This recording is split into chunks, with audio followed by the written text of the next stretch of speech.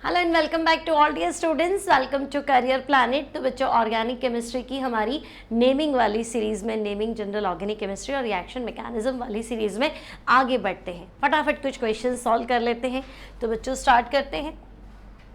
पहला क्वेश्चन है हमारे पास, most suitable method of separation of 1:1 mixture of ortho and para nitrophenol.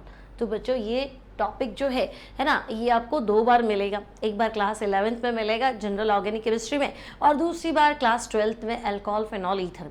आपने क्वेश्चन भी पढ़ा होगा अल्कोहल फिनॉल ईथर के अंदर फिनॉल में आपके पास क्वेश्चन था ऑर्थो नाइट्रोफिनॉल और पैरा नाइट्रोफिनॉल, है ना। इन दोनों को हम क्या कर सकते हैं, तो हम इन दोनों को स्टीम डिस्टिलेशन से सेपरेट कर सकते हैं। ऐसा क्यों? तो बच्चों पैरा नाइट्रोफिनॉल में क्या था, तो हम पढ़ेंगे पैरा नाइट्रोफिनॉल में होता है इंटरमॉलिक्यूलर हाइड्रोजन बॉन्ड।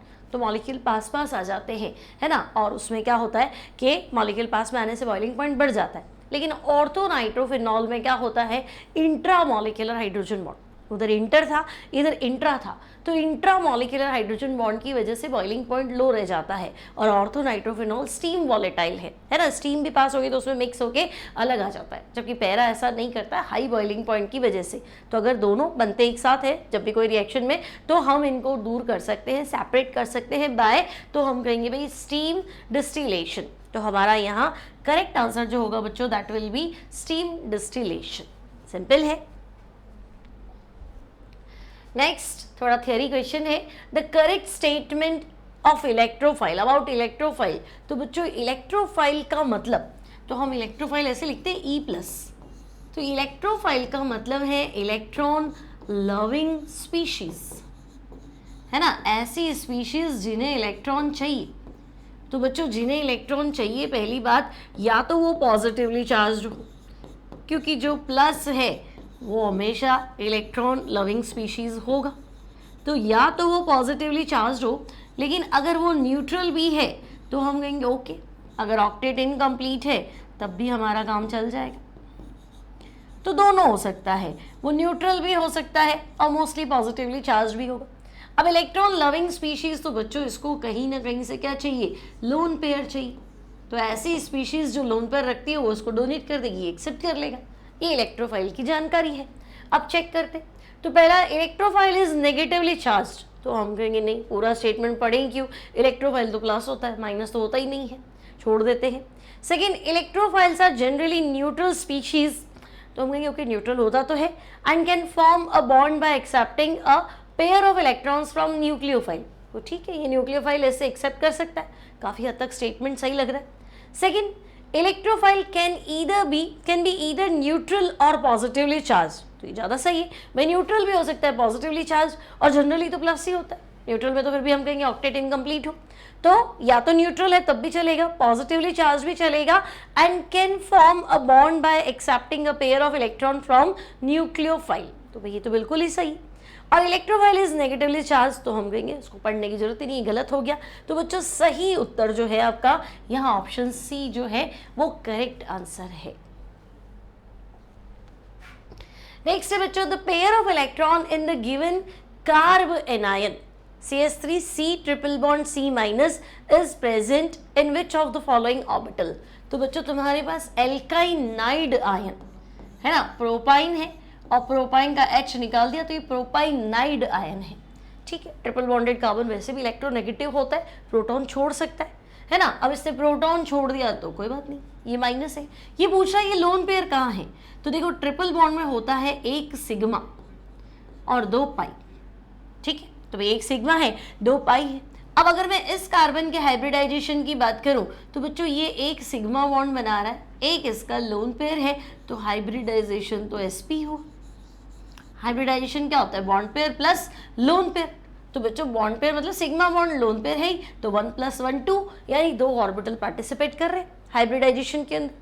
तो हम कहेंगे इसका जो माइनस वाला पार्ट है, लोन पेयर वाला पार्ट है, वो तो sp हाइब्रिडाइज्ड ऑर्बिटल्स के पास है, यानी यहाँ सही उत्तर हो जाएगा ऑप्शन डी। सिंपल है ये भी। Which of the following statement is not correct for a nucleophile? तो बच्चों न्यूक्लियोफाइल, फाइल मतलब लविंग, न्यूक्लियस लविंग, यानी जिसको क्या चाहिए, प्लस पे अटैक करना है। न्यूक्लियोफाइल हम ऐसे लिखते हैं बच्चों NU माइनस, ठीक है, तो भाई ये न्यूक्लियोफाइल है। अब ये खुद इलेक्ट्रॉन रिच है, तो हम कहेंगे हाँ दिख ही रहा है, माइनस है तो इलेक्ट्रॉन रिच है। और ये अटैक कहाँ करेगी, तो हम कहेंगे ये अटैक करेगी इलेक्ट्रॉन डेफिशिएंट स्पीशीज पे, है ना, attacks at electron deficient species, जहाँ इलेक्ट्रॉन की कमी है वहाँ ये धावा बोल दे, ठीक है। अब बच्चों अगर ये इलेक्ट्रॉन रिच है, इसके पास क्या होना चाहिए, तो हम कहेंगे हमेशा इसके पास लोन पेयर होना ही चाहिए, और जिसके पास भी लोन पेयर होता है, ये जो लोन पेयर डोनेट करता है वो लुईस के अकॉर्डिंग बेस होता है। ये जानकारी हमारे पास होनी चाहिए न्यूक्लियोफाइल की, है ना।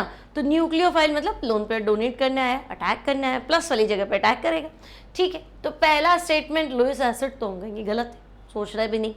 सेकेंड, अमोनिया इज न्यूक्लियोफाइल, तो भाई अमोनिया तो हम कहेंगे ओके NH3, और NH3 क्या है, लोन पेयर रख रहा है तो ये न्यूक्लियोफाइल है। फिर न्यूक्लियोफाइल इलेक्ट्रॉन लेस डेंसिटी पे अटैक करते हैं, तो बिल्कुल करते हैं।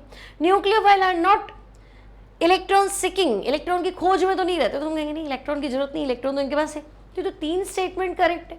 अच्छा उसने पूछा नॉट करेक्ट, गलत बताना था, तो पहला ही गलत था कि न्यूक्लियोफाइल आपका लुईस एसिड है, नहीं भाई वो तो लुईस बेस है। देन बच्चों कंसिडर द फॉलोइंग कंपाउंड्स, ठीक है, तो मैं 3 कंपाउंड दे रखे। हाइपर कॉन्जुगेशन, तो बच्चों हाइपर कॉन्जुगेशन के लिए मैंने आपको बताया था greater the number of alpha hydrogen greater will be hyper conjugation resonating structure और ग्रेटर विल बी स्टेबिलिटी। तो मुझे बताओ हाइपर कॉन्जुगेशन में अल्फा हाइड्रोजन तो चाहिए, तो अल्फा हाइड्रोजन मतलब अल्फा कार्बन से कनेक्टेड हाइड्रोजन, तो भाई ये आपका फ्री रेडिकल आपको दिख रहा है। अब अल्फा कार्बन ये तो है, लेकिन यहाँ तो मुझे कोई अल्फा हाइड्रोजन दिख नहीं रहा। अब अल्फा कार्बन ये भी है, लेकिन मुझे तो यहाँ पे भी कोई हाइड्रोजन नहीं दिख रहा, तो बच्चों अल्फा हाइड्रोजन तो 0 है। उधर चले तो सेम बात हो गई, जिस कार्बन में तुमने डॉट लगा रखा है तीनों तरफ बेंजीन है, तो बेंजीन में तो देखो इसकी 3 वैलेंसी तो ये दिख रही है ना, और चौथी ये दिख रही है, तो हम कहेंगे अल्फा हाइड्रोजन तो है ही नहीं, तो यहाँ पे भी अल्फा हाइड्रोजन 0 है। अब बचा कुछ एक ही है ये है, तो यहाँ डॉट है। अब पड़ोसी कार्बन ये रहा और इस पे हाइड्रोजन तो दिख गया, तो हम कहेंगे हाँ यहाँ अल्फा हाइड्रोजन एक तो है भाई, ठीक है। तो अल्फा हाइड्रोजन है मतलब आप कहेंगे हाँ हाइपर कॉन्जुगेशन पॉसिबल है, तो यहाँ सही उत्तर क्या हो जाएगा, answer 3 will be correct answer. यहाँ हाइपर कॉन्जुगेशन होगा, यही पूछा है ना, हाइपर कॉन्जुगेशन किस में होगा, थर्ड स्ट्रक्चर में होगा। Then which of the following is most correct electron displacement for a nucleophile reaction to take place। तो भाई कोई न्यूक्लियोफाइल आ रहा है अटैक करने, तो प्लस की खोज रहेगी, है ना, न्यूक्लियोफाइल मतलब माइनस आ रहा है, वो ढूंढ रहा है प्लस का है, तो मुझे देखना इलेक्ट्रॉन डिस्प्लेसमेंट। तो बच्चों देखो अगर ये बॉन्ड आपको दिखाई दे रहा है, ये बॉन्ड यहाँ टूट रहा है, ठीक है, तो Cl नेगेटिव हो जाएगा, तो हम कहेंगे कार्बन पॉजिटिव हो जाएगा। तो कार्बन पॉजिटिव होगा तो इसको रेजोनेंस में लाने के लिए, हेल्प करने के लिए बॉन्ड यहाँ टूटना चाहिए ना, आप तो कह रहे हो ये बॉन्ड यहाँ टूट रहा है, तो फिर तो मतलब ही नहीं है बॉन्ड इलेक्ट्रॉन डिस्प्लेसमेंट, जिसको जरूरत तो बॉन्ड वहाँ टूटेगा ना। समझे मेरी बात कि भाई आपका ये C है, मैं कह रही हूँ ये बॉन्ड यहाँ टूट रहा है, ये Cl तुम्हारा नेगेटिव बन रहा है, ठीक है। अब अगर ये Cl तुम्हारा नेगेटिव बन रहा है तो ये कार्बन प्लस हो रहा है ना बच्चों, तो अगर ये कार्बन प्लस हो रहा है तो इस इलेक्ट्रॉन को इस पे टूटना चाहिए, बॉन्ड इधर टूटना चाहिए, ये इलेक्ट्रॉन डिस्प्लेसमेंट यहाँ होना चाहिए, तभी तो सही बैठेगा। तो पहला तो गलत, लेकिन सेकंड बिल्कुल मैच कर रहा है कि देखो ये इलेक्ट्रॉन खिसक गए Cl पे, Cl नेगेटिव हो जाएगा, कार्बन पॉजिटिव, कार्बन पॉजिटिव होते ही ये डिस्प्लेसमेंट यहाँ मतलब ये बॉन्ड यहाँ टूट जाएगा, तो बच्चों ये कार्बन नेगेटिव ये पॉजिटिव डबल बॉन्ड बन जाएगा, ठीक है। यहाँ प्लस आ जाएगा कार्ब कैटायन, तो मिथाइल ग्रुप कार्ब कैटायन को सपोर्ट ही करेगा, कोई दिक्कत नहीं है, है ना। तो हम कहेंगे ओके ये तो फिर भी ठीक लग रहा है ना। फिर थर्ड में तो यहाँ बॉन्ड डिस्प्लेसमेंट हुआ ही नहीं, मुझे प्लस चाहिए, Cl माइनस जाता तो कहीं प्लस आता और हम कुछ शिफ्ट करते, तो भी पॉसिबल नहीं है। फिर अब यहाँ देखो अगर ये बॉन्ड टूट जाएगा बच्चों, Cl नेगेटिव कार्बन पॉजिटिव, तो रेजोनेंस तो दिखाया ही नहीं इसने, है ना, ये बॉन्ड इसको यहाँ शिफ्ट करना चाहिए था, वो भी नहीं है। तो एग्जैक्टली मुझे जो मिल रहा है स्ट्रक्चर वो एलाइल कार्ब कैटायन बनेगा, समझे ना मेरी बात। यहाँ से देखो ये CH2 डबल बॉन्ड C और ये आपका CH कर देते हैं, चलो ठीक है, और यहाँ कर देते हैं CH2, है ना, तो ये CH2 प्लस हो जाएगा। अब अगर ये बॉन्ड यहाँ टूटता है बच्चों तो हम कहेंगे कोई दिक्कत नहीं, ये CH2 प्लस हो जाएगा, ये नेगेटिव पॉजिटिव मिलके क्या करेंगे डबल बॉन्ड, तो भाई ये रेजोनेंस में आ जाएंगे, तो इलेक्ट्रॉन डिस्प्लेसमेंट इजी है ना, कार्ब कैटायन बन चुका है, न्यूक्लियोफाइल का अटैक जो है वो इजी है। ठीक है, तो डिस्प्लेसमेंट किसमें सही है, तो हम कहेंगे ऑप्शन बी में डिस्प्लेसमेंट जो है वो कंप्लीटली करेक्ट है। नेक्स्ट है बच्चों, in Dumas method for estimation of nitrogen 0.25 gram of organic compound. तो भाई आपने जो ऑर्गेनिक कंपाउंड लिया है बच्चों उसका वेट तो है 0.25 ग्राम। ठीक है, Dumas method, Kjeldahl method nitrogen percentage को एस्टिमेट करने के लिए काम में लेते हैं। ठीक है, अब ये कह रहा है देखो 0.25 gram of organic compound gave 40 ml of nitrogen collected at 300 kelvin temperature और 725 मिलीमीटर प्रेशर। तो बच्चों तुम्हें तो P1, V1 और T1 तीनों दे दी। भाई आपने जो एक्सपेरिमेंट किया है उस सिचुएशन में प्रेशर तो है 725। ठीक है, वॉल्यूम कितना है नाइट्रोजन का कलेक्ट हुआ, तो हम कहेंगे 40 ml, ये 725 मिलीमीटर प्रेशर, और टेम्परेचर जो है बच्चों वो है 300 केल्विन। लेकिन परेशानी ये है कि आप जो नाइट्रोजन एस्टिमेशन कर रहे हैं, आपने जो वॉल्यूम निकाला है वो स्टैंडर्ड कंडीशन में नहीं है, हमें उसको स्टैंडर्ड कंडीशन में कन्वर्ट करना पड़ेगा। यानी अब मैं इस वॉल्यूम को एसटीपी पे लाऊं तो फिर मुझे देखना पड़ेगा कि टेम्परेचर 0 डिग्री सेंटीग्रेड यानी 273 केल्विन और प्रेशर होता है 1 atm यानी 760 मिलीमीटर प्रेशर। ठीक है, इस पे मुझे वॉल्यूम कैलकुलेट करना पड़ेगा। अब ये कह रहा है एक्वस टेंशन, अच्छा पानी का एक्वस टेंशन और दे रखा है, तो बच्चों एक्वस टेंशन से हम क्या करेंगे, प्रेशर को एक्वस टेंशन प्रेशर में से माइनस कर दें, क्योंकि कोई भी गैस कलेक्ट करते हैं ना तो हम प्योर गैस मान रहे हैं, लेकिन थोड़ा बहुत उसमें वाटर वेपर भी होती है तो उसका भी प्रेशर जुड़ जाता है, तो हमें उसको कम करना है। तो हम कहेंगे अच्छा 725 मिलीमीटर प्रेशर, उसमें एक्वस टेंशन 25 है तो उसको कम कर देते हैं। तो बच्चों यहाँ 725 माइनस क्या कर देती हूँ 25, हमेशा याद रखना एक्वस टेंशन को घटा देते हैं प्रेशर में से, तो ये बनेगा तुम्हारा 700 मिलीमीटर मरकरी। ठीक है, अब क्या कह रहा है, सब कुछ हो गया, परसेंटेज ऑफ नाइट्रोजन निकाल दो। तो पहले बच्चों स्टैंडर्ड वॉल्यूम तो निकालो, तो हम कहेंगे स्टैंडर्ड वॉल्यूम के लिए P1 V1 upon T1 equals to P2 V2 upon T2। तो भाई P1 की वैल्यू तो है 700, वॉल्यूम तुम्हारा है 40, टेम्परेचर है 300 और इधर प्रेशर है 760, वॉल्यूम स्टैंडर्ड में कन्वर्ट करना है और टेम्परेचर 273। तो यहाँ से तुम एक बार तो वॉल्यूम निकालो, स्टैंडर्ड वॉल्यूम। ठीक है, तो तुम्हारा स्टैंडर्ड वॉल्यूम एक बार मैं कैलकुलेट कर लेती हूँ भाई इसको फटाफट। तो इसका जो वॉल्यूम आ रहा है वो आ रहा है 33.52। ठीक है, 33.52 मिलीलीटर ये तुम्हारा आ रहा है नाइट्रोजन का स्टैंडर्ड वॉल्यूम। यहाँ तक तो कोई समस्या नहीं। अब बच्चों आगे का फॉर्मूला परसेंटेज ऑफ नाइट्रोजन, तो मैं तुम्हें डायरेक्ट फॉर्मूला बता देती हूँ। जब भी तुम ड्यूमा मेथड को नाइट्रोजन परसेंटेज एस्टिमेट करोगे तो तुम लिखोगे percentage of nitrogen equals to volume of nitrogen, millilitre में होना चाहिए और एसटीपी पे होना चाहिए, डिवाइडेड बाय 8W, सीधा V/8W। बहुत सिंपल फॉर्मूला है, याद रख लेना। और तुम्हें लगेगा कहाँ से आया, तो देखो फॉर्मूला बना भी सकते हो। प्रॉब्लम क्या थी कि अगर 22,400 ml मेरे पास नाइट्रोजन होती तो उसका वेट कितना होता, तो मैं कहूँगी 1 मोल है ना, 1 मोल का वेट कितना होगा 28 ग्राम। फिर मैं कहूँ 1 ml नाइट्रोजन कलेक्ट करते तो वेट कितना होता, तो तुम कहते 28/22,400। ठीक है, V वॉल्यूम नाइट्रोजन है तो तुम क्या करते, तो तुम कहोगे मैं V वॉल्यूम से मल्टीप्लाई कर दूंगा। ठीक है, अब ये सारी की सारी नाइट्रोजन W ग्राम ऑर्गेनिक कंपाउंड में है तो तुम कहोगे W से डिवाइड कर दूंगा। फिर मैं कहूँगी नहीं परसेंटेज में कन्वर्ट करो, तो तुम कहोगे लो मैं 100 से मल्टीप्लाई कर लेता। अब इस पूरे को सॉल्व कर लो, 0 0 काट दो, 28/224 करोगे तो 8 आ जाएगा। तो तुम्हें जो मैंने फॉर्मूला बताया है ना, तुम फाइनली वहीं पहुंचने वाले हो। और इतना माथापड़ी करना ही क्यों है, सीधा फॉर्मूला याद रखो V/8W, सबसे सिंपल तरीका है।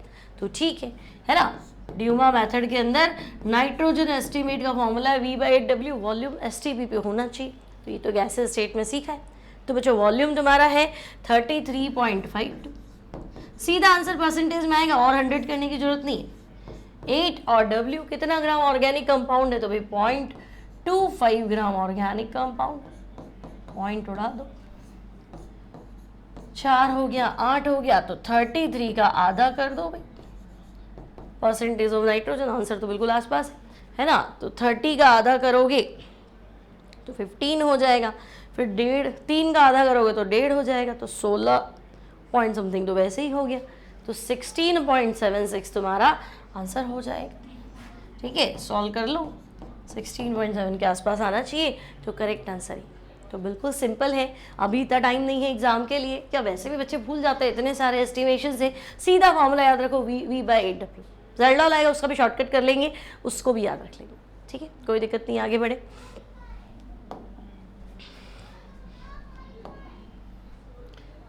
लो आई गया भाई ज़ेल्डॉल।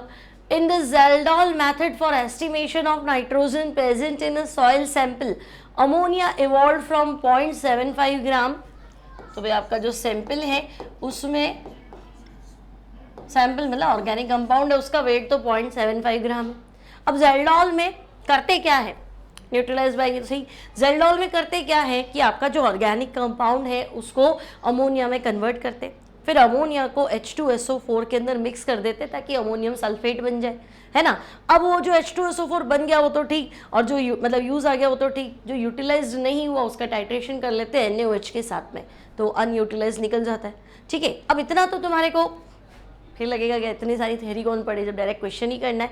तो देखो इसका भी मैं तुम्हें शॉर्ट फॉर्मूला देती हूँ। मिली इक्विवेलेंट्स तो समझ गए ना कि भाई जितना तुम्हारा अमोनिया बनेगा उतना H2SO4 यूटिलाइज होता जाएगा, किस लिए, तो हम कहेंगे अमोनियम सल्फेट में कन्वर्ट करने के लिए। ठीक है, तो बच्चों परसेंटेज ऑफ नाइट्रोजन अगर तुम्हें ज़ेल्डॉल में निकालना है तो तुम्हारा फॉर्मूला रहेगा 1.4 N × V, milli equivalence divided by W। Milli equivalence इसलिए क्योंकि अमोनिया जो है वो तुम्हें H2SO4 में मिलानी पड़ेगी, तो अमोनिया और H2SO4 रिएक्ट करेंगे तब अमोनियम सल्फेट बनेगा, तो H2SO4 के अंदर उसको एब्जॉर्ब करना। तो H2SO4 तुम कितना यूज़ कर रहे हो उसकी मिली इक्विवेलेंट्स तुम्हें दिए हुए होंगे, वही रहेगा उसका भी। ठीक है, तो बस अब तुम अपना सीधा फॉर्मूला याद रखो और आप अपने आंसर निकालने में रहो। ठीक है, तो बच्चों 1.4, अब मिली इक्विवेलेंस, अब तुम कहोगे मुझे तो मोलैरिटी दी हुई है, तो बच्चों normality equals to molarity into, तो H2SO4 एसिड है तो बेसिसिटी, तो H2SO4 की बेसिसिटी यानी H2SO4 कितने H आयन देगा, तो मैं कहूँगी H2SO4 2 H आयन देगा, तो बेसिसिटी H2SO4 की 2, तो नॉर्मेलिटी इक्वल्स टू मोलैरिटी तो वो 1 है, बेसिसिटी तो 2 है, तो हम कहेंगे नॉर्मेलिटी तो यहाँ पे 2 आ गई। अब वॉल्यूम कितना यूज हो रहा है बच्चों, तो हम कहेंगे 10 ml, और ऑर्गेनिक कंपाउंड कितना था, तो भाई 0.75। ठीक है, अभी सॉल्व कर लो इसको। ठीक है, तो अब तुम्हारे पास आ गया परसेंटेज ऑफ नाइट्रोजन, कितना हो गया 14 × 8 डिवाइडेड बाय 3। ठीक है, तो इसको सॉल्व करोगे बच्चों तो ये तुम्हारा आंसर आना चाहिए 37.33%।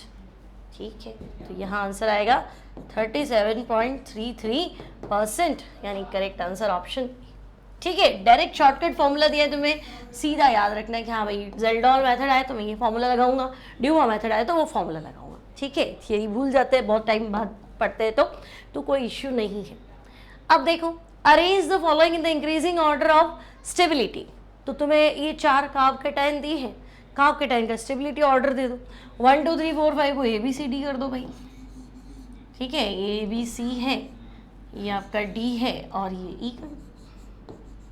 ठीक है, अब मुझे बताओ कार्ब कैटायन, तो बच्चों कार्बन पे प्लस है तो बेचारा वैसे ही परेशान है, तो इसको सपोर्टिंग ग्रुप चाहिए, है ना। इसको मिथाइल लिख रही हूँ, यहाँ पे लिख रही हूँ सपोर्टिंग ग्रुप। अगर यहाँ पे EDG ग्रुप होगा ना बच्चों तो इसका स्टेबिलिटी बढ़ेगा। हाइपर कॉन्जुगेशन से भी एक्सप्लेन कर सकते हैं, है ना, लेकिन ऐसे भी हो जाएगा इक्वेशन। EDG मतलब डोनेटिंग ग्रुप, तो देखो अगर इसके पास कमी है कि भाई तो इलेक्ट्रॉन नहीं है तो ये क्या कहेगा, चलो मैं तेरे को हेल्प कर देता हूँ, ये कहेगा मैं हेल्प कर देता हूँ, और ये भी हेल्प कर देगा। तो बच्चों जरूरतमंद आदमी को अगर 3 जने सपोर्ट कर रहे हैं तो स्टेबल हो जाएगा, तो उसको कहाँ तकलीफ है, मेरे 3 दोस्त बैठे। तो greater the number of alkyl group greater will be stability of carb cation, और जनरली कार्ब कैटायन का स्टेबिलिटी ऑर्डर होता क्या है, तो हम कहेंगे आप ग्रेटर वाली बात कर रहे हो तो greater the number of alkyl group मतलब 3 डिग्री सबसे ज़्यादा, फिर थ्रू 2 डिग्री और फिर 1 डिग्री। ये आपके कार्ब कैटायन का स्टेबिलिटी ऑर्डर होता है। ठीक है, अब तुम अपने आंसर में 3 डिग्री ढूंढ लो। तो बच्चों बी ऑप्शन में 3 डिग्री दिख रहा है ना, ये होल 3 है ना, CH3 होल 3 C प्लस, तो 3 डिग्री कार्ब कैटायन है, तो ये तो मोस्ट वाला है। तो मैं कहूँगी भाई बी आंसर सबसे ज़्यादा, तो बी तो आ गया। तो पहला तो गलत हुआ, ये तो है नहीं आंसर। ठीक है, फिर 3 डिग्री के बाद 2 डिग्री ढूंढ लो। तो भाई 2 डिग्री तो मुझे ऑप्शन सी में नज़र आ रहा है और ऑप्शन ए में भी नज़र आ रहा है। ठीक है, अब ध्यान से देखो, ऑप्शन ए में क्या है बच्चों, ये कार्ब कैटायन है ना, इधर मिथाइल है और इधर भी, ओहो ये भी 3 डिग्री है भाई, इधर भी मिथाइल है और CH2 CH3। हाँ भाई 3 डिग्री तो ये भी है और 3 डिग्री तो ये भी है। अब तो अभी हमने सीखा ही था भाई कि आप क्या बताएंगे 3, 6 और 8। ठीक है भाई, यहाँ फंसोगे बच्चों। देखो 3 डिग्री कार्ब कैटायन है,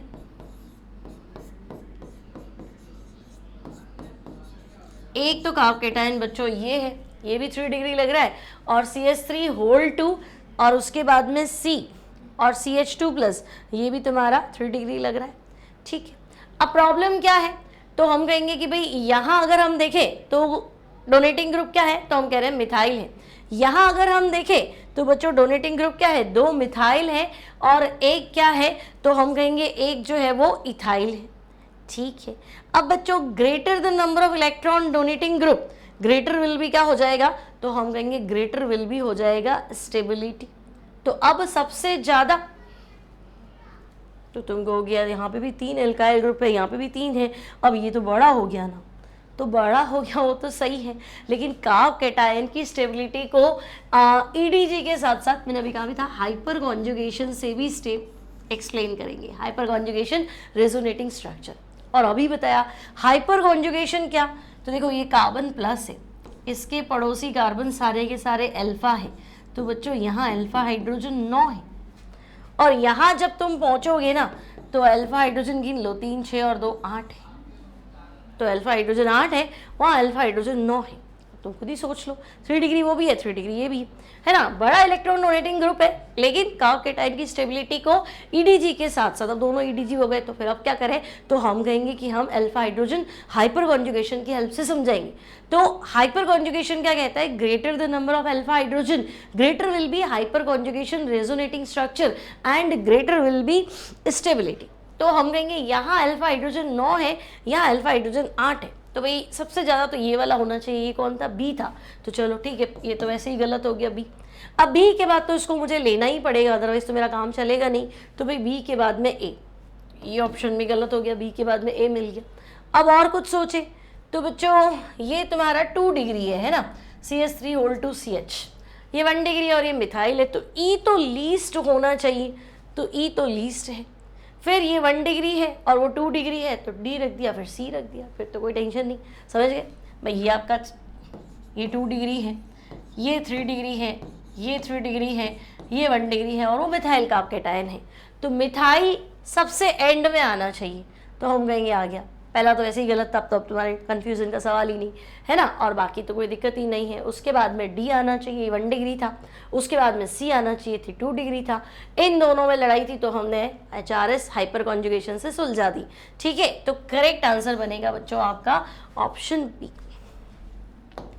ठीक है, अब homolytic fusion of the following alkanes forms free radical, तो भाई ये तुम्हें सारे फ्री रेडिकल दे रखे हैं, अब इसको छोड़े यहीं से कर लेते हैं ना।